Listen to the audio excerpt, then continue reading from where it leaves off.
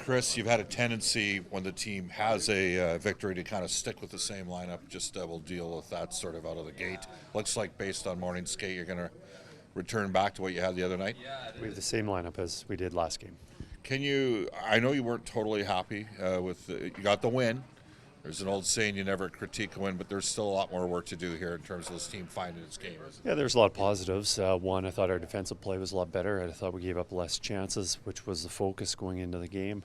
I liked that we persevered, didn't give up, dug in with some late goals to tie it up in the third period, and obviously win in overtime. But a lot of things to improve on, and a lot of it is just execution with the puck so we can move up the ice better collectively so we can get some more scoring chances. I know you had a lot of matchups against Rick Tocchet when he was in Vancouver the last couple of years. You have a lot of respect for him. Are they doing anything substantially different in Philadelphia? I realize it's different personnel than maybe what you used to see when Rick coached the Canucks. I think the identity of the team very similar to the Canucks. Very hardworking, not willing to exchange chances. They are very tight defensively, so we really have to work for our chances. There's no freebies, and the identity of their team is very similar to what we saw many times against Vancouver. You had Travis Sanheim when you were here. How have you seen him game grow just since you've left here? When I left here, he was just about to take off.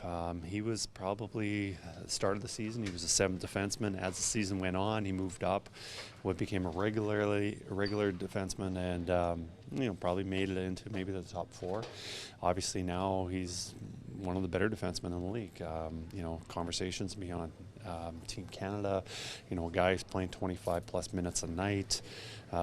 All situations, and I think there was always the belief that he could be an impact defenseman. Just that young guy was just getting the confidence to do it, and as that season was progressing, you could see him transitioning into being a good player. Kris, you talked about the Philadelphia Flyers defensive game. They are number one in the league in terms of shots against and number two in goals against. What do you need to see from your club to counteract that? Well, a lot of it is, one, not getting impatient, trying to force things, because you force things, that's going to lead into them getting the opportunities. But I think the little stuff like just puck recoveries, getting pucks to the net, but finding those rebounds.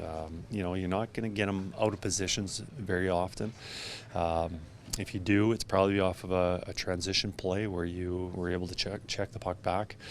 But I think it's, for the most part, is making sure that our guys are patient, stick with the game, because they're just waiting to pounce on mistakes. 7 games in the next 11 days. How does a group approach a road trip like this? Hopefully everyone packed well and smart because of how many hotels and transition we're doing, but we're going to need everybody. I think that's the most important thing, is we're playing a lot of games, short period of time, a lot of travel, that we're going to need contributions from everybody throughout our lineup. How close are you getting those contributions from Zach Hyman for a game?